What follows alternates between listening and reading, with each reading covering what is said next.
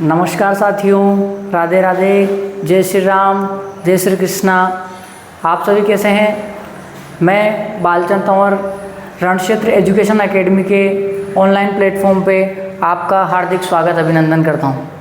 दोस्तों, आज हम उस चीज़ के लिए जिसके लिए मैंने कुछ दिन पहले आपको सूचना दी थी कि हम किसको लेकर बीएसटीसी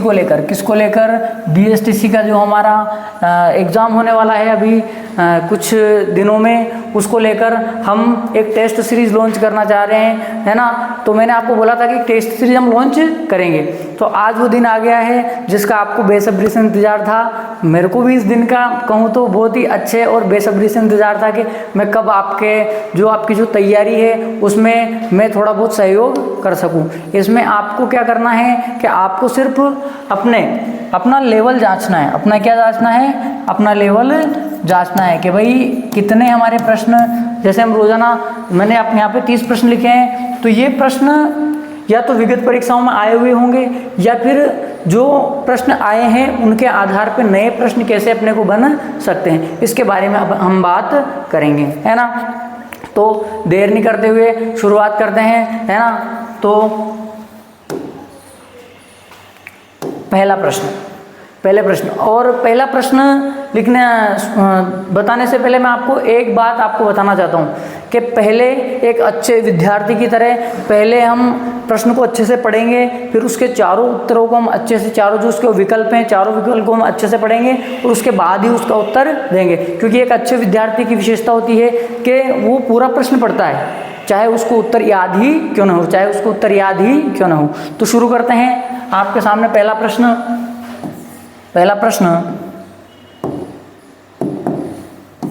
हमारा कि निम्नलिखित में से कौन सा शब्द शुद्ध है? निम्नलिखित में से कौन सा शब्द शुद्ध है? अब हमें ध्यान रखना है कि निम्नलिखित ये जो नीचे शब्द दिए गए इनमें से क्या छांटना है अपने को? शुद्ध।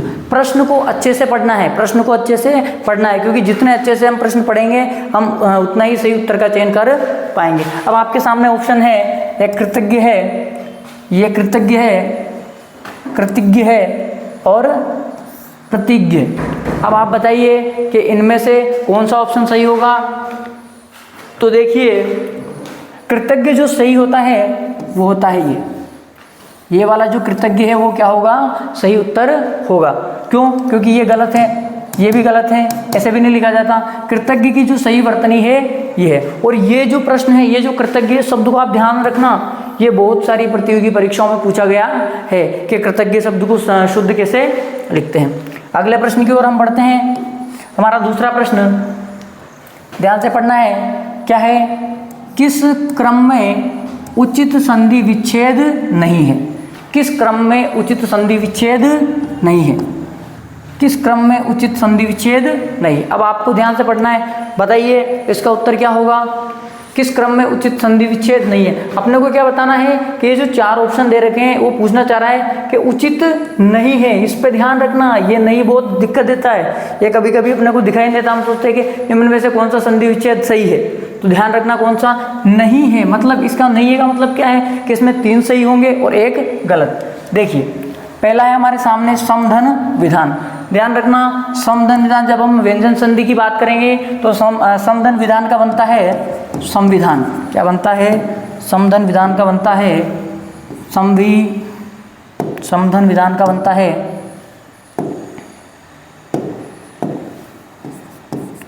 संविधान। क्या बनता है इसका? संविधान। मतलब ये सही है, पहला सही है। समधन विधान का क्या बनता है? संविधान, ये सही है।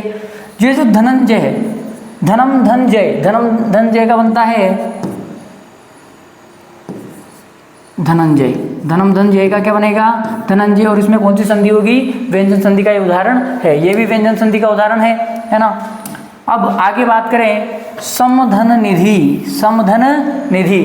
पहले इसको देख लेते हैं, दिक्नाथ, है ना। तो दिग्धननाथ का बनता है दिंगनाथ। दिग्धननाथ का क्या बनता है? दिंगनाथ, है ना। ये आपको बात समझ में आ गई। अब देखिए, जो गलत है वो कौन सा है? सन्निधि। ये जो शब्द है, इसका जो शब्द बनना चाहिए था वो बनता है सन्निधि। क्या बनता है? सन्निधि। और ये जो सन्निधि शब्द है इसका संधि विच्छेद होता है सतधन निधि। क्या होता है? सतधन निधि। इसका संधि विच्छेद क्या होता है? इसका संधि विच्छेद होता है सतधन निधि। आगे बात समझ में, तो गलत कौन सा है? तो हमारा उत्तर क्या हो जाएगा? नंबर 3 हमारा उत्तर हो जाएगा। क्यों, क्या पूछ रहा था? कौन सा संधि विच्छेद उचित नहीं है, मतलब सही कौन सा नहीं है। तो वो सही कौन सा? ये वाला सही नहीं है। अगले प्रश्न की हम बात करें तो अगला प्रश्न आपके, हाँ बहुत ही अच्छा प्रश्न है, ध्यान से पढ़िए इसको। क्या कहना चाह रहा है? चकल्लस। चकल्लस शब्द में शब्द किस रूप में है? चकल्लस शब्द किस रूप में है? मतलब इसने शब्द दिया है और ये आपको पूछा है शब्दों के प्रकार में से। जब अपन शब्द के प्रकार पढ़ेंगे तो मैं आपको बताऊंगा कि ये जो शब्द के प्रकार हैं ये व्युत्पत्ति के आधार पे, व्युत्पत्ति के आधार पे कितने प्रकार के? 5 प्रकार के होते हैं। कौन सा है? एक होता है तत्सम, तत्सम, दूसरा होता है तद्भव, तीसरा होता है देशज, चौथा होता है विदेशी और 5वां होता है शंकर। कितने प्रकार के होते हैं? 5 प्रकार के शंकर। अब वो पूछना चाह रहा है कि ये जो चकल्लस शब्द है, चकल्लस शब्द है ना, ये कौन सा है? क्या ये तत्सम है? क्या ये तद्भव है? क्या ये विदेशी है या देशी है? तो आपको ध्यान रखना है चकल्लस जो शब्द है, तत्सम तो उन्हें कहेंगे जो संस्कृत भाषा के शब्द हिंदी में आए हैं बिना रूप परिवर्तन के। तद्भव तो वे शब्द जो संस्कृत से हिंदी में आते हैं जिनका रूप परिवर्तन हो गया वो तद्भव। विदेशी जो दूसरे देश के या विदेशी भाषाओं के शब्द हैं, है ना। ध्यान रखना ये चकल्लस शब्द क्या है? ये है देशज शब्द। कैसा शब्द? देशज। देशज मतलब इसका होता है देश धन जय। क्या बनेगा? देश धन जय, मतलब देश में जन्म लेने वाला। मतलब हमने अपने हिसाब से, जैसे हम पढ़ेंगे तो मैं बताऊंगा कि जैसे आपने पढ़ा होगा कि खुरपा, फावड़ा, कुदाली, है ना, बाल्टी, ये सारे शब्द कौन से हैं? देशज। तो ये इसका उत्तर क्या हो जाएगा? इसका उत्तर हो जाएगा चकल्लस शब्द कौन सा है? देशज शब्द है। आगे बात करें, आगे, हाँ अगला प्रश्न, जिसके समान संसार में कोई न हो उसके लिए एक शब्द। वाक्यांश के लिए एक शब्द में से प्रश्न है। प्रश्न कौन से टॉपिक में से है? ये प्रश्न है वाक्यांश के लिए एक शब्द में से प्रश्न है। हम ध्यान रखना ये केवल पूरी जो आपकी तैयारी हो गई है उसको परखने के लिए, ये टेस्ट अपने आप को परखने के लिए लिया जा रहा है। ये पूरे हमारे पूरे जो हिंदी व्याकरण है उसमें से ये है, आपके बीएसटीसी विशेष के लिए है। अब देखिए, जिसके समान संसार में कोई दूसरा न हो, जिसके समान संसार में कोई दूसरा न हो उसके लिए एक शब्द है। तो आपने पढ़ा होगा उसको कहा जाता है अद्वितीय। क्या कहा जाता है उसको? अद्वितीय। मतलब जिसके जैसा संसार में दूसरा नहीं है उसको हम क्या कहते हैं? उसको हम अद्वितीय कहते हैं। तो फिर नास्तिक किसको कहते हैं? तो नास्तिक हम कहते हैं जो ईश्वर में आस्था नहीं रखता हो। जो ईश्वर में आस्था नहीं रखता है उसको हम क्या कहते हैं? नास्तिक कहते हैं। और उसके बाद असमान, अधन समान, जो किसी के समान न हो, जो किसी के समान न हो। अब किसी के समान से मतलब क्या है? जिसके समान संसार में, मतलब संसार में कोई भी नहीं हो वो तो क्या होगा? अद्वितीय। ऐसा जो केवल एक ही है संसार में, जो केवल कैसा है? एक ही है ना।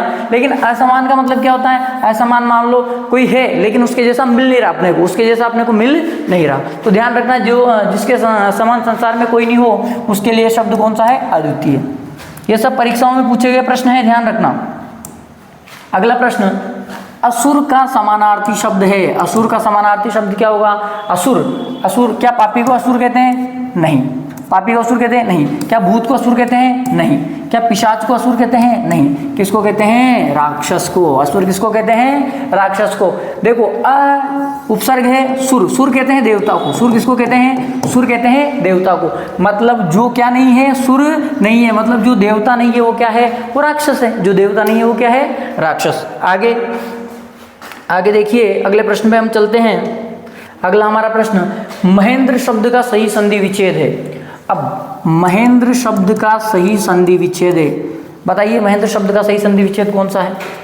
बताइए महेंद्र शब्द का सही संधि विच्छेद बताइए। हमारे सामने 3 संधि विच्छेद है। एक तो महीधन इंद्र, एक महोधन इंद्र और एक महाधन इंद्र, और चौथा इनमें से कोई नहीं। अब देखिए महेंद्र, यहाँ पर महोधन इंद्र को आप हटा दीजिए क्योंकि ये नहीं होता, लेकिन यहाँ 2 शब्दों में आपको कंफ्यूजन हो सकता है। 2 शब्दों में आपको, क्योंकि ध्यान रखना महेंद्र शब्द का संधि विच्छेद क्या होता है? महाधन इंद्र। इस महाधन इंद्र का क्या बनेगा? महेंद्र। इस महाधन इंद्र का क्या बनेगा? इसका तो बनेगा महेंद्र। लेकिन ये जो महीधन इंद्र है, इसका क्या बनेगा? इसका बनता है, ध्यान रखना, इसका बनेगा महेंद्र। क्या बनेगा इसका? महेंद्र नहीं, क्या बनेगा? महेंद्र। क्या बनेगा? महेंद्र। बात समझ में आई क्या? तो महीधन इंद्र तो महेंद्र। क्यों? क्योंकि ये वृद्धि संधि, ये दीर्घ संधि का है, दीर्घ ई और लघु ई मिलके बड़ी ई का, ठीक है। और ये कौन से का है? गुण का। ध्यान रखना, गुण संधि की आपको पहचान बताता हूँ। यदि ओ या र हो तो उसमें कौन सी संधि होगी? गुण संधि होगी। दीर्घ संधि में क्या होगा? दीर्घ संधि में आ, दीर्घ ई और दीर्घ ऊ जहाँ पर मिल जाए आपको, वहाँ पे कौन सी संधि होगी? दीर्घ संधि। जब मैं आपको पढ़ाऊंगा संधि, उस समय हम बहुत विस्तार से चर्चा करेंगे। लेकिन अभी क्या है, आपके एग्जाम को देखते हुए मैं आपके सामने ये टेस्ट सीरीज लेके आया हूँ, जिसमें आपको तो कौन सा हमारा उत्तर हो जाएगा? महाधन इंद्र बराबर महेंद्र। नेक्स्ट अगला प्रश्न है कहावत में से। ध्यान रखना, कहावत में से आपके बीएसटीसी में 100% है कि एक न एक प्रश्न पूछा जाएगा। 100% एक न एक प्रश्न आपके कहावत में से पूछा जाएगा। देखिए कहावत क्या है? गंगा गए गंगादास और जमुना गए जमुनादास। गंगा गए गंगादास और जमुना गए जमुनादास। इस कहावत का अर्थ क्या है? तो क्या होगा इस कहावत का अर्थ? बताइए क्या होगा? क्या पुण्यात्मा होगा? क्या तीर्थयात्री होगा? या फिर अवसरवादी हो सकता है? क्या स्वार्थी हो सकता है? ध्यान रखना, इसको देखिए, गंगा गए गंगादास। गंगा तो कौन गए? गंगादास। और जमुना कौन गए? जमुनादास। मतलब जिसको जैसा अवसर मिला कि गंगादास को गंगा जी जाने का अवसर मिला और जमुनादास को जमुना जी जाने का अवसर मिला। मतलब जैसा अवसर मिला उन्होंने वैसा काम किया। अर्थात इसका मतलब क्या होता है? गंगा गए गंगादास, जमुना गए जमुनादास का जो कहावत का अर्थ होता है अवसरवादी होना। कैसा होना? अवसरवादी होना। मतलब उसको जैसा मिल रहा है वैसा होना। अगला प्रश्न आपकी स्क्रीन पर देखिए। हाँ, बहुत इजी प्रश्न है ये तो, बहुत इजी प्रश्न। आप बता दोगे? बताइए, चलो बताइए। मैं पानी पी लेता हूँ इतने। बताइए आप।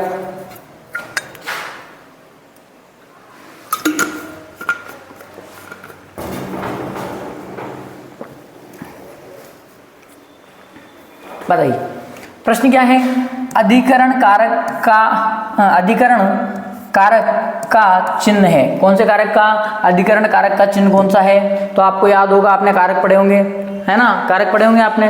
तो अधिकरण कारक का कारक चिन्ह कौन सा होगा? अधिकरण कारक का तो आपने पढ़ा होगा, अधिकरण में पे पर। अधिकरण में पे पर। देखो कौन सा? में। अधिकरण में पे पर। तो अरे किसका है? तो आपने पढ़ा होगा हे अरे, संबोधन का। ये किसका है?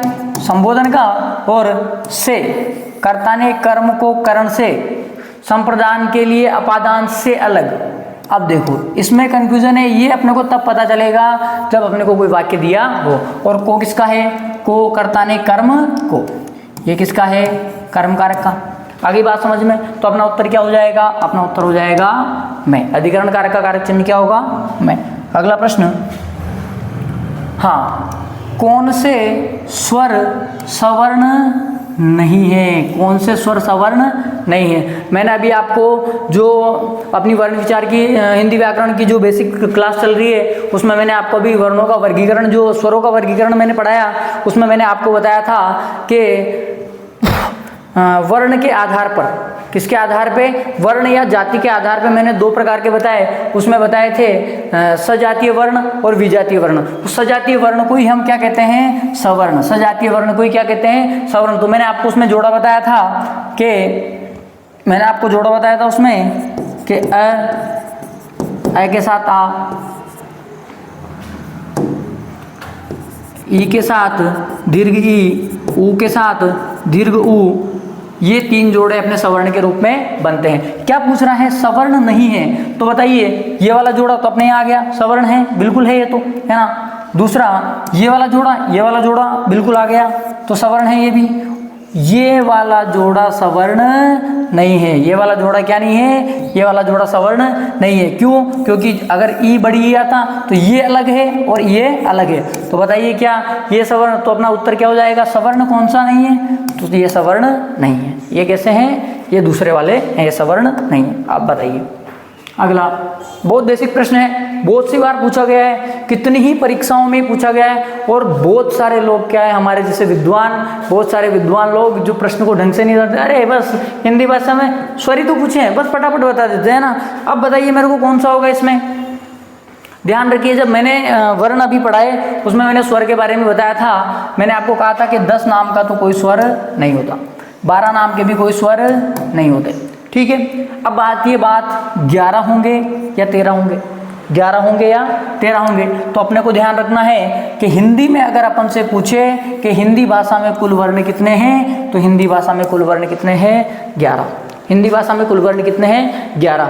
तो फिर ये 13 कहाँ हैं? तो मैंने जब पढ़ाया था आपको तब मैंने बताया था कि मूल भाषा, कौन सी भाषा? मूल भाषा, मूल भाषा अर्थात हमारी संस्कृत, और संस्कृत में स्वरों की संख्या कितनी होती है? 13 होती है। आगे बात समझ में है ना। तो हिंदी में मान लो आप यहाँ ये हिंदी नहीं देता, क्या नहीं देता? ये हिंदी नहीं देता, मान लो कि ये हिंदी नहीं देता, और अपन हिंदी का पेपर कर रहे हैं, अपन काय का पेपर कर रहे हैं? हिंदी का पेपर कर रहे हैं। आप अपन से पूछ लेता कि भाषा में कुल स्वर कितने होते हैं, तो फिर बताओ क्या? अब यहाँ ये नहीं कहना कि सर उसने हिंदी नहीं दे रखा था। अपने को ये ध्यान रखना है कि यदि हम हिंदी के बारे में हिंदी का पेपर हल कर रहे हैं तो जब अपने से संख्या पूछेगा तो वो किसके बारे में पूछेगा? हिंदी के बारे में। तब भी अपने को कितनी ही बतानी है?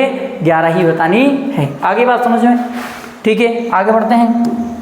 अगला प्रश्न, उपसर्ग नहीं है। 4 शब्द दे रखे हैं उसने, कितने शब्द? 4 शब्द, जिसमें से पूछ रहा है कि कौन से में उपसर्ग नहीं है, कौन से में उपसर्ग नहीं है। अब देखिए उपसर्ग नहीं है,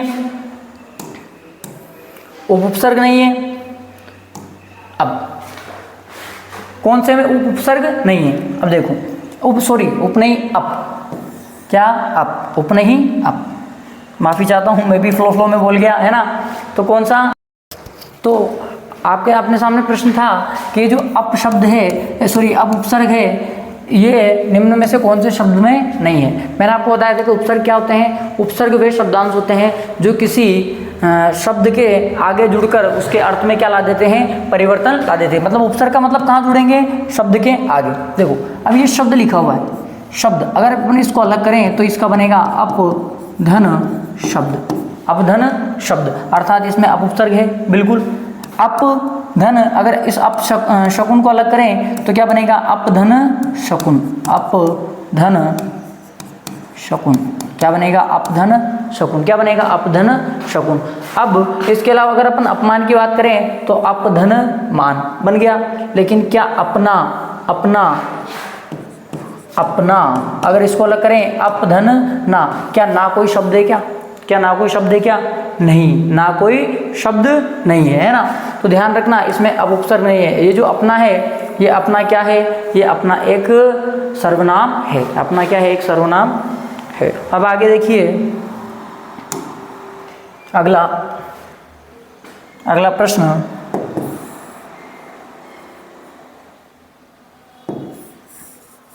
अगला प्रश्न देखिए, अगला प्रश्न पढ़िए अच्छे से, पढ़िए क्या कहना चाह रहा है। रंगा सियार मुहावरे का अर्थ है। एक मुहावरा है रंगा सियार, मुहावरा कौन सा है? रंगा सियार मुहावरे का अर्थ है। आपने कहानी सुनी होगी, जब एक जंगल होता है उसके आसपास कोई अंग्रेजों का जो गांव था, उसमें एक बार क्या होता है कि ऐसे कोई जो सियार होता है वो उसमें उनके कलर में गिर जाता है और उसका कलर चेंज हो जाता है ना।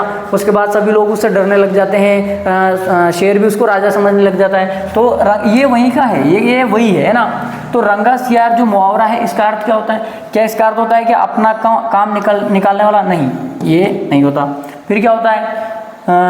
बहुत चालाक, कायर या महान।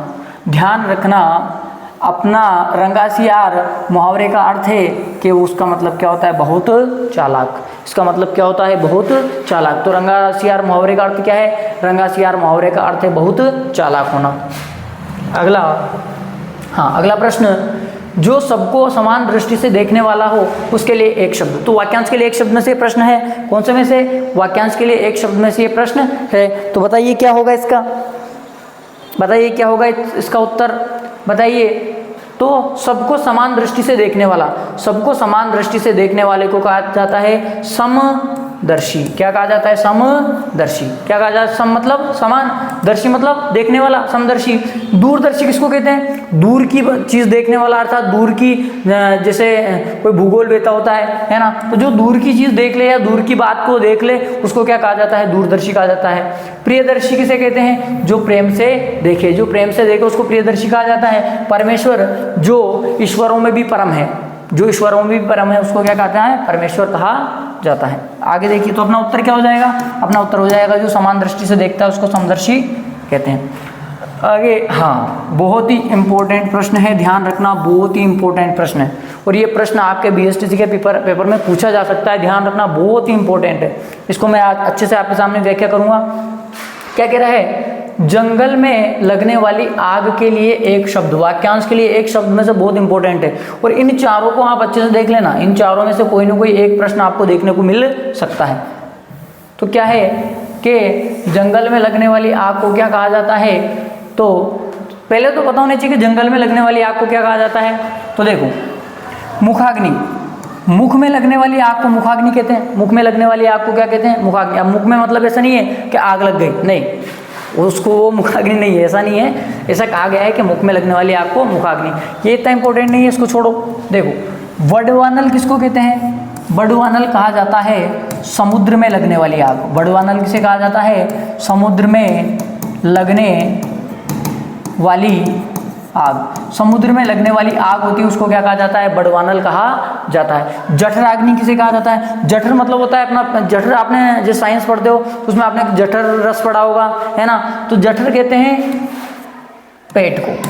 तो पेट में लगने वाली आग, पेट में लगने वाली आग।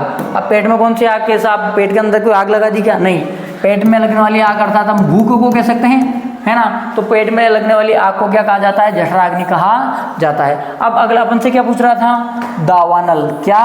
दावानल। जंगल में जो आग लगती है, जंगल में जो आग लगती है उसको क्या कहा जाता है? जंगल में जो आग लगती है उसको दावानल कहा जाता है। जंगल में जो आग लगती है उसको क्या कहा जाता है?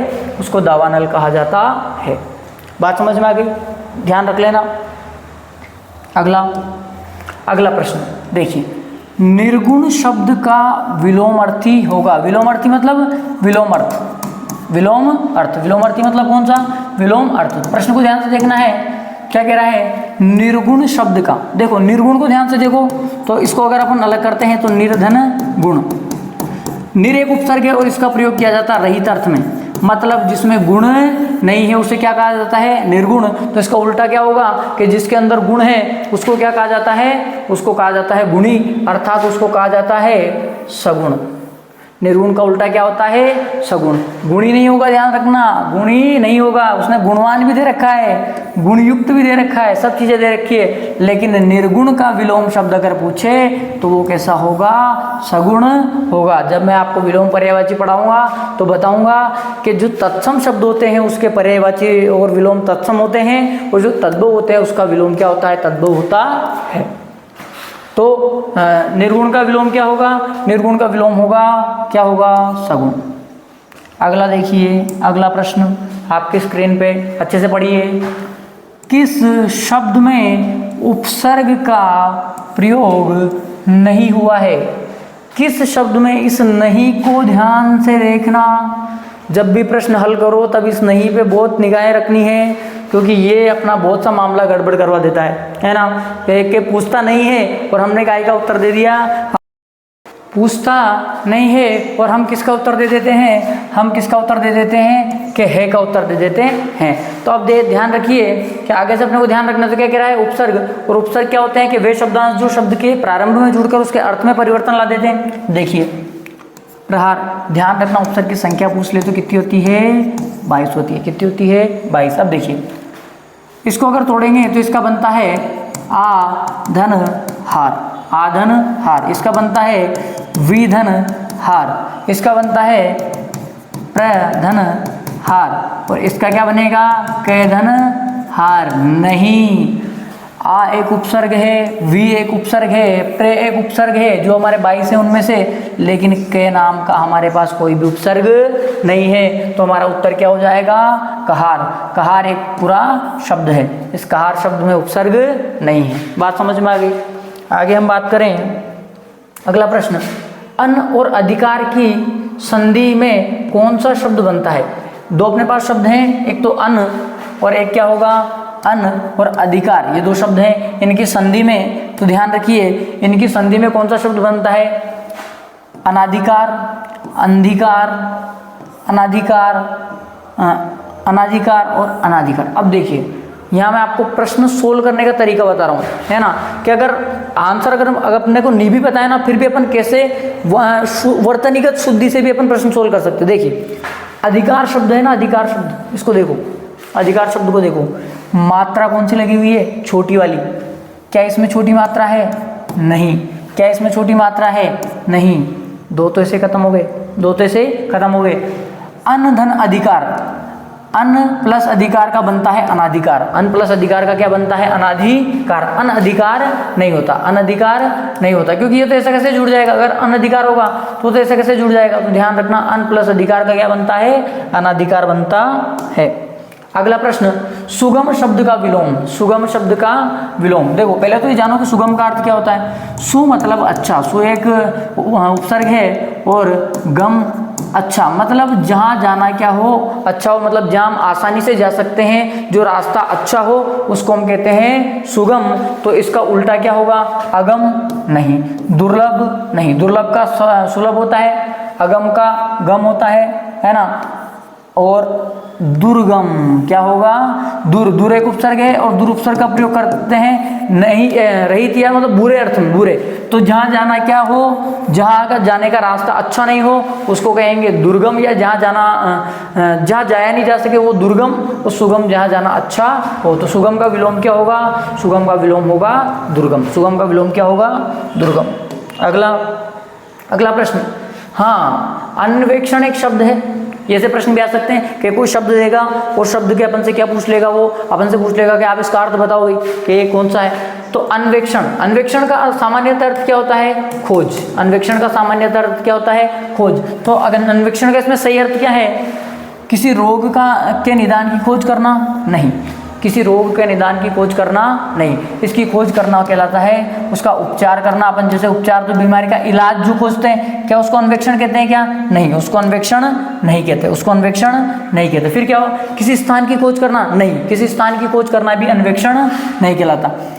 किसी समस्या का शोध कार्य करना, किसी समस्या का समाधान करना खोज कहलाता है? क्या नहीं। क्या होता है? किसी नवीन युक्ति की खोज करना, कोई नई चीज की अपन खोज करते हैं ना, कोई नई चीज की अपन खोज करते हैं उसको क्या कहते हैं? अन्वेक्षण कहते हैं। किसी नई चीज की, किसी नवीन युक्ति की जब हम खोज करते हैं तो उसको क्या कहा जाता है? उसको अन्वेक्षण कहा जाता है। समझ गए? तो अन्वेक्षण का अर्थ क्या होता है? किसी नवीन युक्ति की खोज करना। अगला प्रश्न, हाँ, शुद्ध शब्द। और इस शब्द से तो है ना आपका पीछा छूटेगा ही नहीं।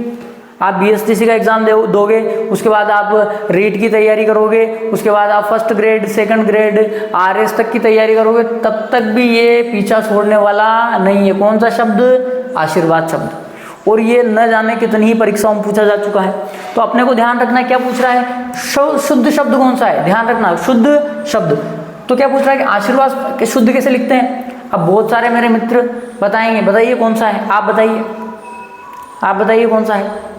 तो ध्यान रखना, आशीर्वाद ऐसे नहीं लिखा जाता, आशीर्वाद ऐसे भी नहीं लिखा जाता। कन्फ्यूजन कहाँ आता है? इन दोनों में। ध्यान रखना, आशीर्वाद सही कौन सा है? ये आशीर्वाद सही होता है। आगे बात समझ में? आशीर्वाद ये सही होता है। आगे अब मैं मान लो यहाँ एक और शब्द लिख देता, ध्यान रखना, आशीर्वाद, एक और ये आता है। एक और ऑप्शन में मान लो मैं इस ऑप्शन की जगह ये वाला ऑप्शन लिख देता, तो फिर आप कंफ्यूज हो जाते कि ये क्या हुआ।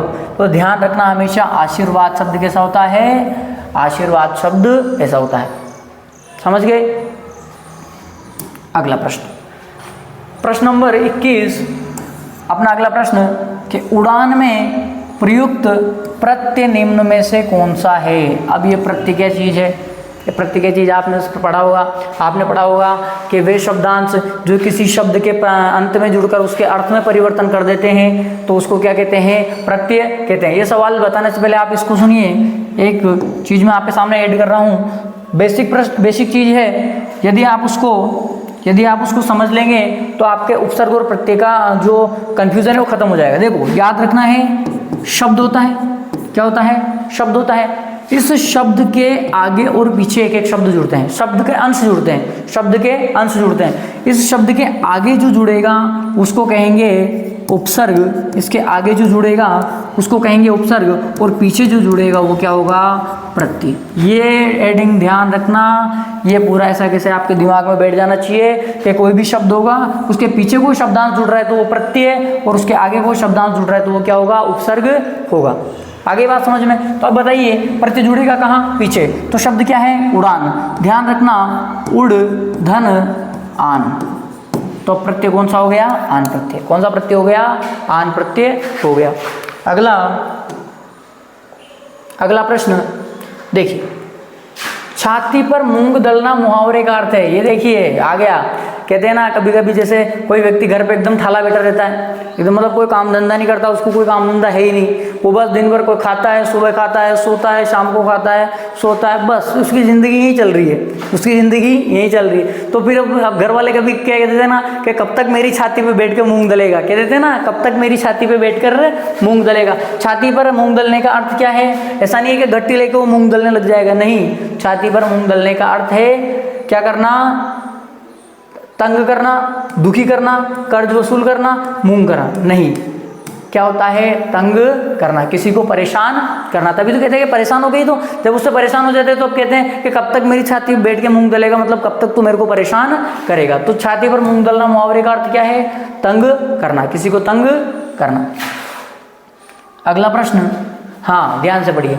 देखो यहाँ पे भी आपके प्रश्न वापस शब्दों से आया है ना। मैं आपको एक वीडियो आपके सामने लेके आऊँगा, जब हम शब्द की उत्पत्ति पढ़ेंगे तब शब्द के प्रकार में क्या पूछ रहा है, चश्मा शब्द मूल स्रोत क्या, चश्मा शब्द का मूल स्रोत मतलब जो चश्मा शब्द है जिसका अपन उपयोग करते हैं आजकल हर दूसरा व्यक्ति, आजकल तो क्या छोटे छोटे बच्चों के चश्मे लग जाते हैं, है ना। अब पता नहीं वो चश्मे क्यों लगते हैं, मेरे तो ये आज तक यही समझ में नहीं आया कि क्या वो इतना पढ़ता है क्या, क्योंकि बहुत सारे लोग पहले धारणा थी कि चश्मा किन के लगता है, जो पढ़ने में इंटेलिजेंट हो। तो ऐसा कुछ भी नहीं है, जो चश्मा नहीं लगा जिसके वो भी ऐसा नहीं है, वो भी इंटेलिजेंट हो सकता है। तो क्या है, चश्मा शब्द का मूल स्रोत मतलब ये आया कहाँ से, ये आया कहाँ से।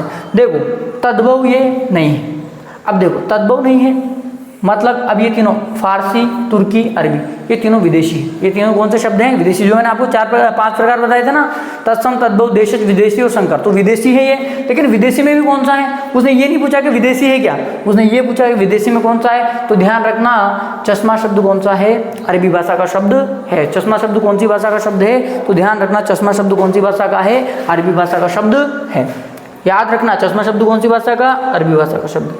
आज का अंतिम प्रश्न, वैसे हम रोज 30 प्रश्न करेंगे लेकिन आज किसी थोड़ी समय की सीमाएं हैं, उसकी वजह से मैं आपको सिर्फ 24 ही क्वेश्चन आपके सामने लेके आया हूं। लेकिन अगले दिन से हम पूरे 30 प्रश्न करेंगे। हमारा आज का अंतिम प्रश्न, पंचानन में निम्न में से कौन सा समास होगा। ये जो पंचानन शब्द है, इस पंचानन शब्द में निम्न में से कौन सा समास होगा, और ये मैं आपको होमवर्क के रूप में दे रहा हूँ। आपको इसका इस 24वें प्रश्न का उत्तर कहाँ देना है, हम अपने कमेंट बॉक्स में इस 24वें प्रश्न का उत्तर देना है। और कल मैं आपको बताऊंगा कि इसमें कौन सा समास है, क्या है ना। इसका उत्तर अपने को कमेंट बॉक्स में देना है। और आपको कमेंट बॉक्स में ये भी लिखना है अपनी ईमानदारी के साथ, अगर आप अपनी तैयारी को अच्छी कर रहे हैं और आप अच्छा तैयारी कर रहे हैं तो आप इसमें ये भी लिखना कि आपके इसमें से कितने प्रश्न राइट हुए। उसमें आप कमेंट कर सकते हो कि ऊपर जैसे अपने राइट कितने प्रश्न हुए, मान लो आपके 23 प्रश्न राइट हुए तो आप उसमें 23 में से 23 बटे ये आप कमेंट में कर सकते हो।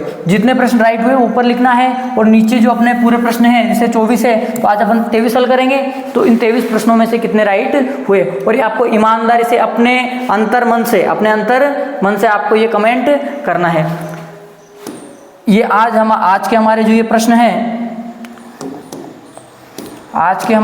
हैं, ये पूरे होते हैं, है ना। और इसी के साथ ये क्लासें अब आज से ये निरंतर रहेगी। शुरुआत करने में किसी चीज़ को समस्या आती है, बाकी धीरे धीरे सब चला ही जाता है ना। तो आपको ध्यान रखना है, रोजाना आपको ये क्लास कितनी बजे मिलेगी, तो रोजाना शाम को ये क्लास आपको 6 बजे मिलेगी। कितनी बजे?